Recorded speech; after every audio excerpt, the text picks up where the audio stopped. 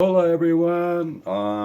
This is the presentation where I was going to explain the comparisons between the Maya Katun count, which is out of the book of Chilambalam of Chu Mayal.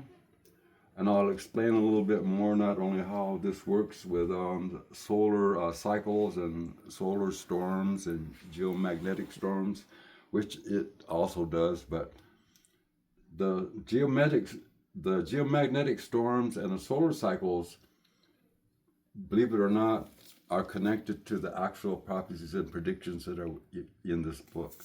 And I'll get to that in a little while, how it works. But first, let's start out with what is the Maya Katun count. The Maya Katun count is made up of 20 years to a Katun. So in Katun 11 Ahau, there'll be 20 years. Katun 9 Ahau, there'll be 20 years. And Katun 7 Ahau, there'll be 20 years. So that's the segment for the Katuns. The numbers that I'm giving you, 11, 9, and 7, are in the order that they go down. They start out in odd numbers, 11, 9, 7, 5, 3, 1. And then they go to even numbers, 12, 10, 8, 6, 4, 2, and then it goes back down to 13, which ends at 13. So that pattern is in this book. Yeah, that pattern is in the book. Okay. And that's pattern that's in the book. That's how time is mapped in out. The book is kind of how I ended up putting this structure together that you're seeing here on the screen. How do I mean by that? If you look right here, it'll say Katun 11, there's the 20-year segment, there's Katun 9, 20-minute second, Katun 7, 20-year segment, Katun 5, Katun 3, Katun 1, Katun 12, Katun 10, Katun 8, Katun 6, Katun 4, Katun 2, and then it all ends at Katun 13. And for some odd reason, that's what it all comes down to when it comes down to these segments. And what I did over here was that I put not only in the 20-year segments, but I dated it from 2039, which is what I found out in the researchers, which is the end date for when things are going to be occurring here. And then from that 2039, I reversed about 11-year solar cycle, or basically to 2017, I think it is over here. It says 2027. 2027.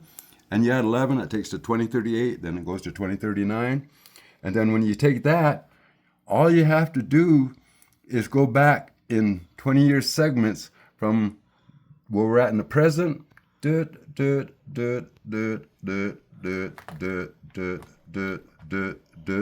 to 1779, which was the beginning of the United States after the Constitution and all of that was going on at the beginning of this country. So these are 20-year segments from 2027, 2007, 1987, 1967. You minus 20 and it'll take you to that number. 2707, all the way up to 1787. And then when you put it in that order and go up to a Katun 11 from this 13, and then you start it on the next number, which is down here at 1767. Okay, so Katun, so that's Katun 13 again, and the start was at Katun 11. And you're going 20, 20, 20, 20, 20, 20, 20, 20, 20, on all these Katun counts. So those are Katun counts. Katun counts. And this one, it goes up to what is that number right there? 1527. Okay, this 1527 is when Spain started to become a world power. So if you look at it that way, the United States started to become a world power in 1779. And then Spain over here, and what was that number again? 15, what did you say it was? Oh, I'm sorry. Right here it says 1527, but this number here is 1519. 1519. Oh, that's when Cortez and Montezuma. Okay, I see. And then 1779 here. Is the Constitution of the United States. See how it's tied in there? And then you go back here to 1219, and you're using that same 20. It'll take you here to this 1219. Is that what it says? No, it says 1249, I think. Oh, I went too far. Right here, let me see. Oh, yeah, 1259. 1259. Okay, on this 1259 over here in this one, it was when the Huhukam Empire and the Anasazi in this area Oh, you have the label here. started to come into becoming a world power. So it was the Huhukam Empire, as you can see here. And then you go back to the next one here to 999. It takes you to Tikal. And then from the next one, it'll take you to Chichen Itza. And then to the next one, it'll take you to Palenque. And then to the next one, it'll take you to Copan. And then the last, it'll take you to Teotihuacan. And why does it end at Teotihuacan? Because that is where the legends is, where the sun was created by the gods in ancient times in Teotihuacan when they created the fifth sun. Why did they need to create the fifth sun? Because it was destroyed. Now, if you notice how I have this all set up, it's going diagonally from here to here. Oh, those are the solar storms. To here to here. And what does that do? Ejections or whatever. It tells you the solar storm activity and where it's leading to and where it peaks.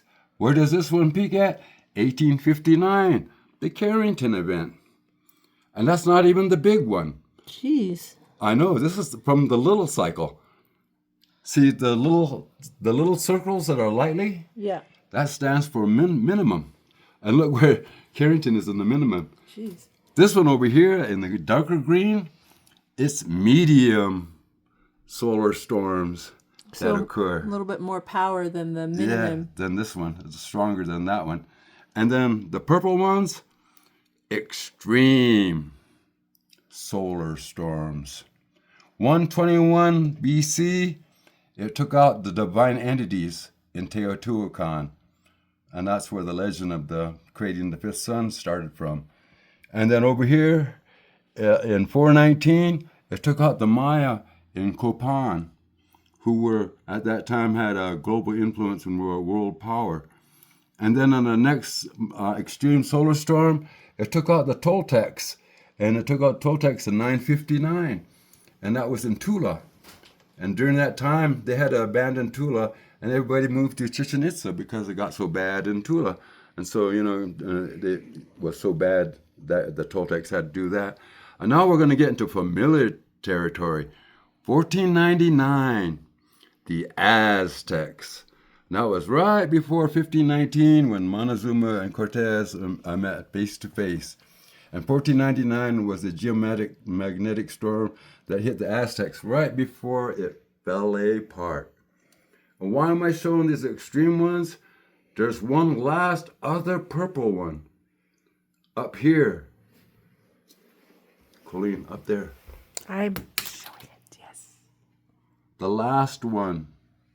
2039. America. It's at the bottom of this purple here, but not only at the bottom, it's also at the beginning. Which is really telling me this is going to be the most powerful of all of the storms. You thought the Carrington event over here was bad? Wait till you get down to the extreme ones that are going on down here. So this is basically it's telling you, the condition of the solar storms that you're going to be hitting. Like I said, the lighter circle stands for minimal geomagnetic activity, medium geomagnetic activity, extreme geomagnetic activity, all up to 2039. Well, 2039 on the year count calendar is when we're doing like the next heaven cycle. Mm-hmm. And it starts all over again. Well, actually, a giant 1,144 year cycle. No, I want anybody that's Maya out there to pay close attention to what I'm going to show here. Oh, can I say one thing right before you start Yeah, that go goes to ahead. this? Hurry. Right here where it's at an angle, it reminds me of the spiral that you see in the 260-day calendar. So remember what I said about Caton 13?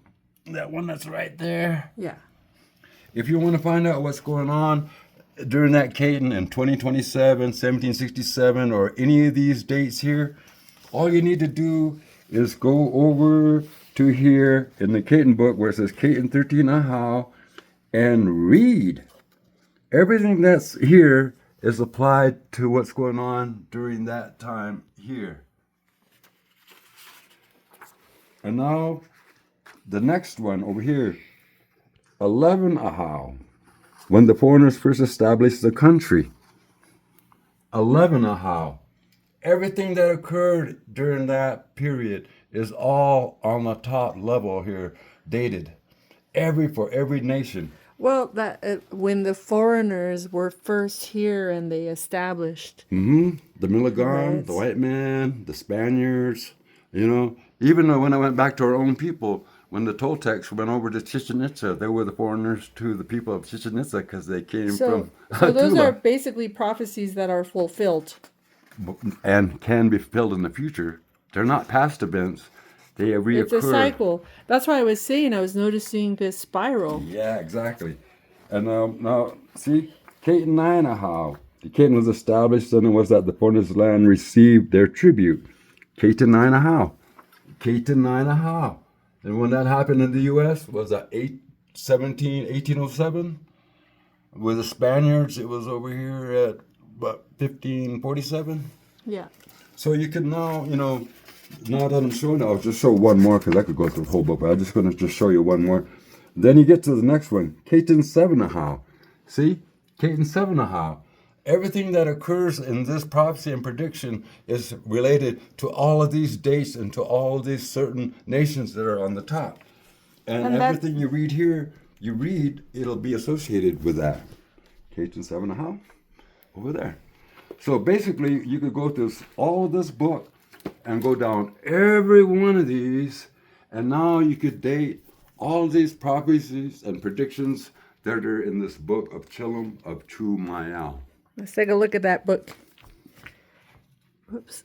The Book of Chilimbalim of Chumayel by Ralph L. Royce. And your shadow's in the way. Oh yeah, I'm trying to. Otherwise, the light reflects off of it. Oh, okay. Then So that's the why I was plastic. covering it with my hand. Oh, okay. See what you But did. it's fine, because it's up plastic. Otherwise, it gets shiny. Well, basically, yeah. Everything in this book can now be dated because of what I'm showing here on this chart. Besides the solar storms and the solar cycles as well, because they're tied together. They're kind of like one and the same, basically. But the reason I wanted to show the Catons, because in order to understand what I'm doing here, well, let me get my book. Because there's one certain number that's going to tie this all together. And then you'll see what I'm talking about and how the Maya and the 260-day sacred calendar are basically almost one and the same, really. But I'm going to show you a certain number here that'll be the key number. The key number is 540. Oops. See, 540, 540, 540. That's 180 times 3, or 180 is one cycle. Like 1859 to 2039 is a 180-year solar cycle. That's 180. You got 3 of them. That makes 540 years total. So that's kind of like what these 540 mean in here. So remember this number, 540. Now, when I go over to the other one, the 260-day sacred calendar, so I think I can click out of this Okay, now. so we're leaving the Mayan Katun count. Now we're going to The 260-day sacred calendar. oh, it's over here. I still have it over here. And this is the 260-day sacred calendar. I think I could bring it in a little bit bigger So you can see the numbers a little bit, not too But far you've out. applied the math of the Katun count to the 260-day calendar. Yeah. Now, remember that number I said, 540 years. Now look up here, on this side up here, instead of counting these each individually as days, and which we use to make year counts and all that, which, it does have its use for it. Right. That's the daily use of it. You can also use this for macro or for bigger things. In other words, if you take this one over here and you take the 27-day cycle of the sun as it rotates on its axis for every 27 days, Right. and you macro it, which means 27 years now instead of 27 days, each of these boxes now represents a 27-year cycle, solar cycle. 27, 27, 27. See all these 27s? 27, Yeah. 27. And there's 20 icons going down the side of this calendar. 20 over here times 27 equals 540 years. 27 years times 20 icons equals 540 years. The same number I was telling you, remember, from the Katun count from the Maya. And this is not even Mayan. So now we have the same numbers that we have that I showed you from the Katun. And now that we know that the Katun count is 2039, I'll continue this here. Well, that's how it's like the wheel. It's like the number that, like, you have one wheel turning and the other one, and that's how they meet up, I guess. I don't know. That's crazy. Oh, one's technical and one's for society. Oh. One's technical to tell you how it works and technically, and the other one tell you how it works with society and how it affects people. But that's a whole nother subject. Jeez. 27 times 20 equals 450. Now you got 13 columns where this red arrow is pointing to go to this end. 13 columns going across. Now you take that 13 that we're talking about, where the columns are, where the hand is, Yeah. and the 540, and you times it, and it gives you 7,020. Okay, so if you're looking at this chart as 27-year It's now 7,020 year then the whole cycle. thing is a 7,020-year cycle. Where it goes from Okay. that end to that end. Yeah. And now that you know that, we go on to 7020. We know that 2039 is where it ends. And so you take 2039 and you minus that 7020. And where does that take you to? 4981. And where's 4981? The beginning of the calendar. If you add 540 years to that, it'll take you to this date. If you add 540 years to that, it'll take you to this date. You add 540 years to that, it'll take you to this date. You add 540 years, it'll take you to that date. You add 540 years, it'll take you to that date. You add 540 years, it'll take you to that date. You add 540 years, it'll take you to that date. 540 years, it'll take you to that date. Then this one right here, it'll take you to this date. What is in this purple circle? 121 BC. And why is that important? Because that's the same number that was on the Katun sheet I just showed you. And now you go over to 419. That's Copan on the Katun sheet. And what is the next one? 959. That's Tula of the Toltecs. Holy. And then you go here to 1499. That's the Aztecs I just showed you on the Katun one. That's the same numbers. Now you take 1499, and like I said, So you could just go back in time all the way over here because that chart only shows from here. So this is taking you back in time too. Basically, we got every solar cycle and every solar storm from 4981 BC to 2039 AD. Every one of them. I'm just showing you the tail end of what the Katun is showing on this one. But when you go to 1999, and like I said, each of these are 27 years. So you go 1999, you add 27, it'll take you to that. You add 27, it'll take you to that year. Oh, it's You add that was 27, 1499. it'll take you to that year. Yeah. 27, it'll take you to that year. 27 years, it'll take you to that year. 27 years later, to that year. 27 years, you continue, 27 years, 27, 27. And then you start noticing you're getting up here close to the future. 1877. To the present. 1894. I might even, oh, too big. It's all right. There we go. Okay, here we I know, I go. was trying to zoom in. 1877, 1904, 1931, 1958, 1985, and then that magic one, 2012. What happens when you add 27 to 2012? It takes you to 2039. Oh, shit. I just showed you the entire layout of how this works. The whole layout for a 7,020-year solar cycle and storm chart. Jeez, Raj. See these numbers right here? Sal. Any of these numbers here, you just take 4981, 4982, 4983, 4984. And you take the number 441, 442, 443, 443. See, and you fill in all the blanks and do like you did here. You have the entire layout for every solar storm and every cycle from that time, from 4981 BC to the future, 2039. I mean, NASA and JPL are still trying to make a program to predict how these happen. I could go all the way back to 4981 BC and 2039 AD. I mean, I can show you going to be happening in the future. I just want to say, if you want to support re-indigenizing minds, you can do that a couple different ways, and I will let Roger talk about that. Oh, we do have a Patreon if you want to be supportive of what we're doing. It's kind of floundering right now because I'm trying to get my health back together. Colleen knows this now. I'll be honest with you.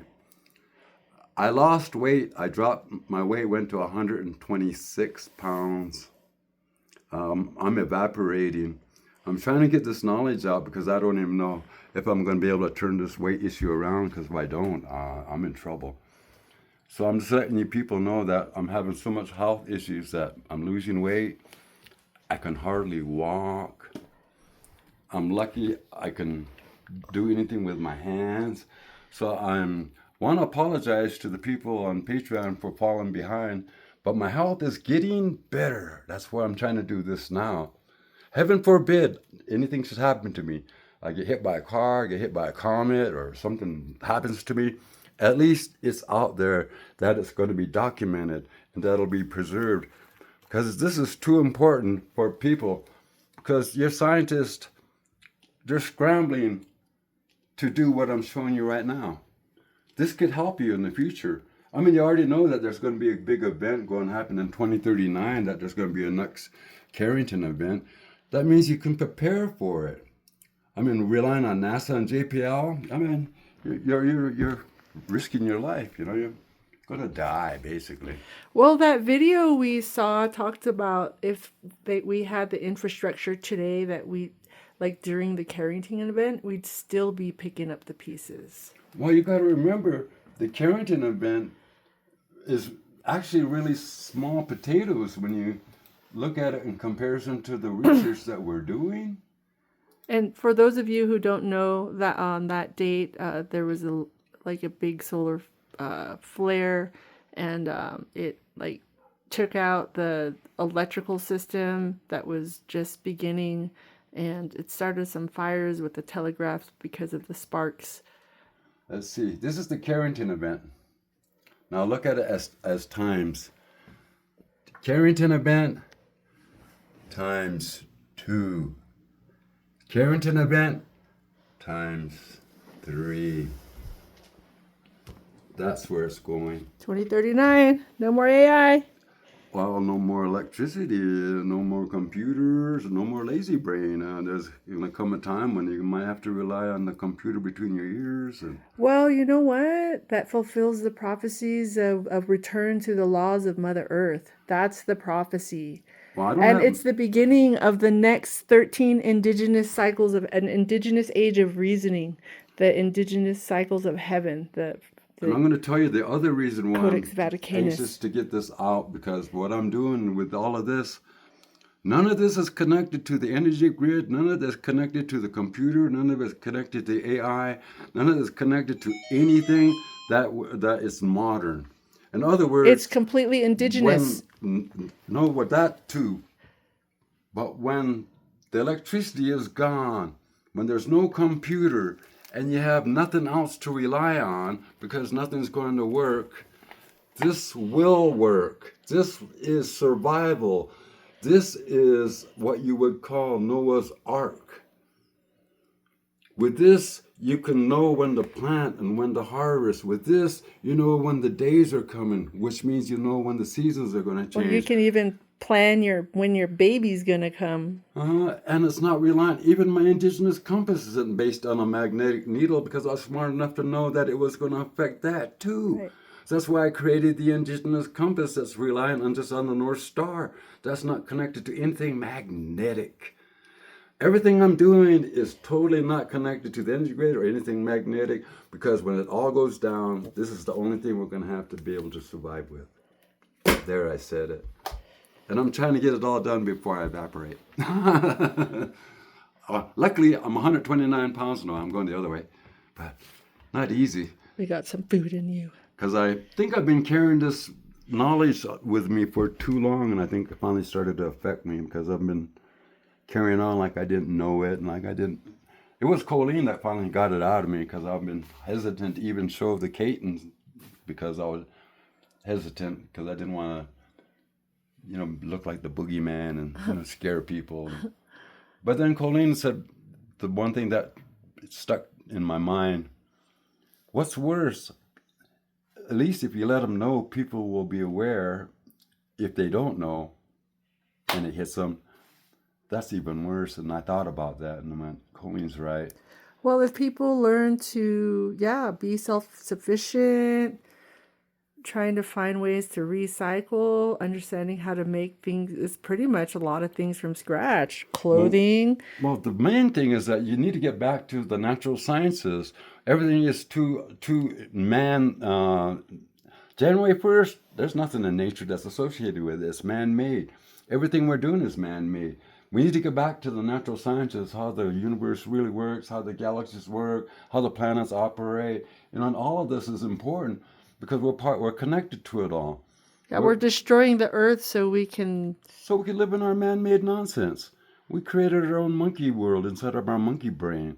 That's not the real world that we are created in this modern world. It's just in our monkey brain. The real world is called nature, not what's in our little monkey brains and whatever politics is in the air at the moment and or influencer. Whatever religious movement is killing each other. I heard this new term called oligarchies of what the heck is it? Influence or something like that. And I was just thinking about like the wealthy, the political leaders, the religious leaders, the celebrities. Like those are the oligarchies that are maintaining control in such a negative way. Can I say it in one phrase that'll make it easy what you just said? What? Power to the billions, not to the billionaires. But anyway, this is going to be the survival tool because it's not reliant on electricity. It's not connected to the energy grid. It's not connected to... Even the Western world doesn't even know this exists. Well, if you know how to use a 260-day calendar, like you said, you understand when the cycles of time are, and that's a whole nother thing. I have what's called the Aztec ashtray files, and that's like a way to teach how to use this for like seasons and planting and things like that. So I'm working with teaching my kids some of that. I'll leave with kind of what the ancients left behind of what might be to come. And it's not too long here. From page 112 of the Chilumbalum of Chumayao. 5 days the sun is eclipsed, and then shall be seen the torch of Katun 13. See, Katun 13. A sign given by God that death shall come to the rulers of this land. Page 112, Chilumbalum of Chumayao. 5-day eclipse of the sun. Now, What? you got a warning. I gave you the heads up. Then shall be seen the torch. There's the torch.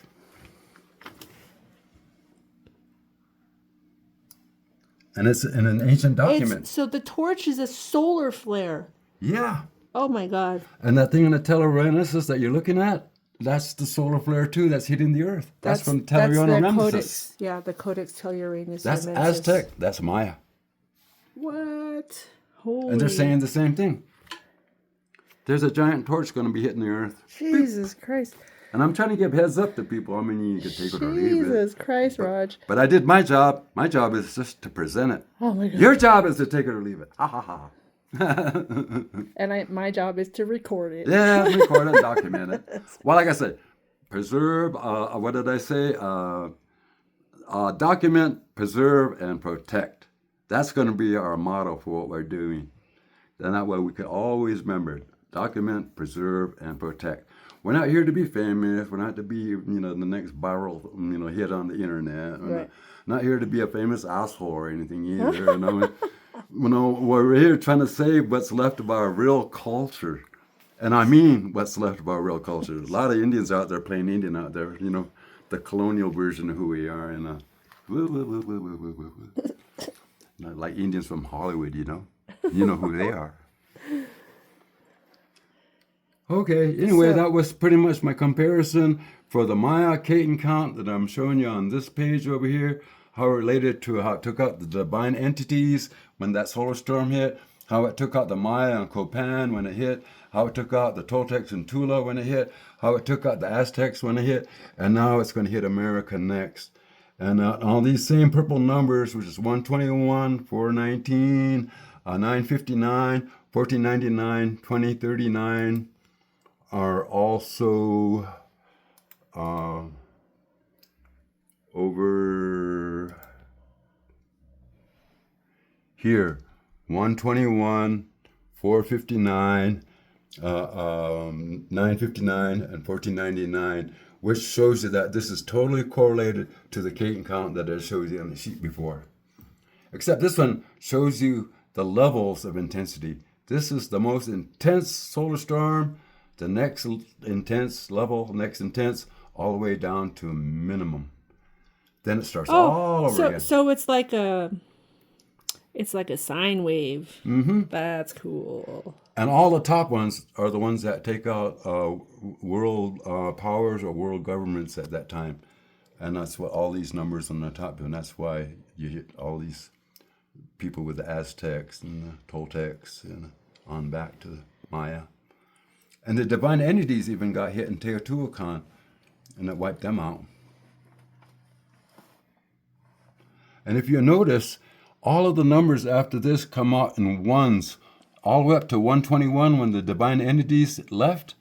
And notice that the numbers after that end with 9, 9, 9. And then it goes to 2039. Where does it go to? Back, it goes to 0. It seems to be showing a level of spiritual development that we're going up in a like strata. So we'll have superpowers if we tap into Mother Earth. No, if we do it right. If we do it right. That's the if. Oh, well, we're 100 years behind. That's what you said. Well, 100 years behind, in terms of and technology I'm giving you to knowledge 2039 to that's get your withheld. act together, because after 2039, you're on your own. There's nothing I can do about that when it hits. The torch hits. But if we're ahead of the schedule, like I said. Even around that time, I remember reading a book a long time ago, The State of the World. It was for biology in high school. And it said that in 50 years, oil was going to be completely gone. So even if, even that, depending on that, is not going to be something people can do anymore. And it's just, it's going to be about... They were predicting an economic downfall in 2039. And that's modern man making those predictions, not me. Using AI technology to predict that. Maybe we're hitting the same place, but we're just using two different ways to come to the same numbers. Except I think I'm way ahead of AI. I could tell you why I'm ahead of the computer and AI. Our system isn't based on modern numbers like the modern man is Well, based on on 12. no, 10 Oh, the decimal decimal. and 12. Ah. Our system is based on 13 and 20. Mm. Higher frequencies, and it gives us the right number for the golden mean ratio and pi. Well, you were also mentioning how like these numbers resonate with like the Schumann, or like it has something to do with the Schumann frequency. Yeah, the Schumann resonance. It has everything to do with the Schumann resonance. 39 times 2 is 78, and 78 is the number for the rate for the Schumann Oh my resonance God. itself. What is the Schumann resonance? Chalk, Lalak. Why do I say those Rain god. names? The god of rain, thunder, and lightning. That's Zeus. Lightning is what is the Schumann resonance that covers the whole entire planet. And there's lightning all the time on Mother Earth. And all of those guys like Zeus with the lightnings on, all they represent is that Schumann resonance. You know, Lalak represents the Schumann resonance. Chalk and Maya, the Schumann resonance. You know, Yay, lightning. Zeus. You know, the energy that comes out of the lightning. The Schumann resonance is also the same thing. I believe that these crazy things called UAPs are traveling the world grid on. UAPs. My brain is seeming an invisible monorail of a worldwide grid that's made up out of my global mapping, but that's the motor that makes it move. I just saw it in my head, Raj. What I'm talking about? I just saw like an electrical grid that you can tap into by taking the mapping that you've taken and doing the sky projection, and in the sky that would be where the electrical grids run. And you get on one of those lines, you just ride it like a monorail. And it doesn't matter if it's on the world or if you go into another world. Or even just getting power, like energy naturally derived from the environment. Oh, that's tapping the into ionosphere. that. When they killed poor Tesla because he tapped into the ionosphere and got the energy out of it, because that's where the electricity is stored above us. But we're too stupid to know that we can tap into it and use it. Tesla was smart, but he didn't even know the right pi either. Einstein didn't know the right pi. That's my main concern. I'm trying to get everybody to get into the right pi. That's what's so funny is that I'm going to tell you everything. the truth. We're operating at a different law of physics, so we're not operating in the normal reality that everybody else is in the 10 and 12 world. Our mind is at 13 and 20. We're vibrating at a higher frequency. So basically, the foundation of all of this, and using the Zia symbol to get you to basically divide the world up equally, and you get 1.625 and 3.25, and that's how you divide up the world. Yeah, and I'm trying to get us out of the thing that we're Stone Age people and we couldn't invent the wheel. You know, and I'm over here saying, you know, the modern man doesn't even have the right pi. That our ancient ancestors had the right pi thousands and thousands of years ago. And that we understood latitudes probably before the flood. It's a different application too. I mean, it's the same, but different. It's interesting. Well, a perspective. I mean, from what we're trying to do, we're trying to preserve what's really left of our real native culture. While, you know, modern man is out there busy trying to erase it and, you know, hide it in the Smithsonian and put it in a crate and put it in a little museum so tourists can look and gawk at it on Sunday afternoons. Huh. I want us to have a living culture. I don't want us to be sitting in a dusty museum gathering dust so that rich white people can look at us. I want us to be a living, breathing culture that's still practicing all these things I'm showing. These things are still active. They've just been programmed out of us as Native people because we've been socially programmed that we're Stone Age people and we couldn't invent the wheel. And we believe those people that don't know their own culture, which is our own fault. That's our fault for believing them. I've been teaching my Native Studies students how they actually put the 260-day calendar by day. They put it out on a calendar. Good. Because in ancient times, there were ancient Einsteins running around in the Native world. Today, we're no different than in Joe Schmo in the trailer park. We're thugs. We participate in drive-by shootings. We don't honor our tribes by living with honor and dignity. And what does that mean? We become gangs. We're not getting any better than modern man. I'm trying to turn us around and go back the other way. We have a lot to be proud of. We have a lot of accomplishments that we did. And we've been believing the foreigners for too long. You couldn't build Teotihuacan without understanding math and engineering. You couldn't build Chaco and understand map the heavens and the universe. And then you could say that we couldn't invent the wheel. Make up your mind. Well, it was they were definitely world powers at their time, and But I'm even talking about the modern bullshit that they can't make up before, oh, they got so much complicated things in Chaco that they could figure out the lunar motion of how to land something on the moon. And then at the same time tell us that we're stupid enough that we couldn't invent the wheel. I mean, come on. well, that's where We know who we are. I was gonna say that's where the racism kicks in, because that's also when like the whole It's academic racism. Let's call it for what it is. Academic discrimination and racism does have no place in this modern world either. There, I said it. We have a brain in our head. We've just never been allowed to show you. Why? Since 1492, if we ever showed that we had a brain in our head, you would blow it out with a gun because you think we're going to try to overtake, you as your fort, Right. We couldn't show that we had an intelligence. We had to act stupid to survive Right. for over 500 years. I'm going to tell you the truth. I don't know about the rest of the people out there, but I'm tired of playing Indian. I want to be who I really am. I want to be the native person I was born to be. I don't want to be this colonial version of who I am out there, because it's incomplete. That's what drove me to alcoholism. That's what drove me to drugs.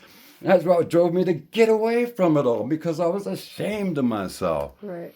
We have quite accomplishment as native people. Right. We just really seriously take ourselves seriously and quit relying on foreigners to do the work for us. And you if have I can do the work, you can do the work. yeah. Or we can do the work, I should say.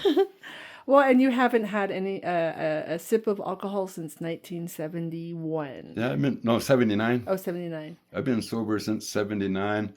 And it was all because of all Rock this. and roll life.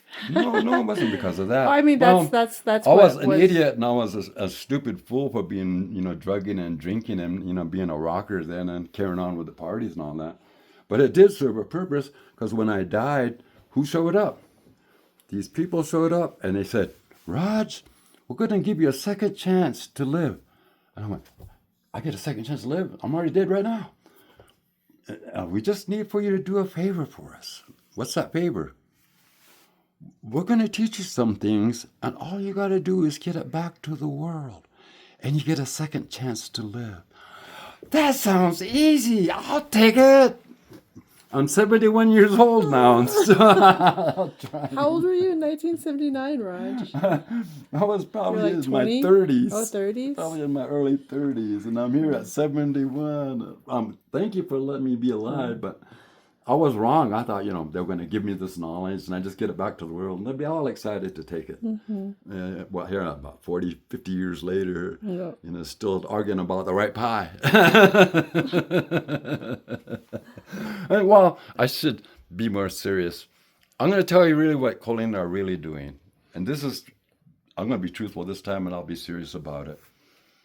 Our culture, as I've been saying before, we know is thoroughly being erased as we speak.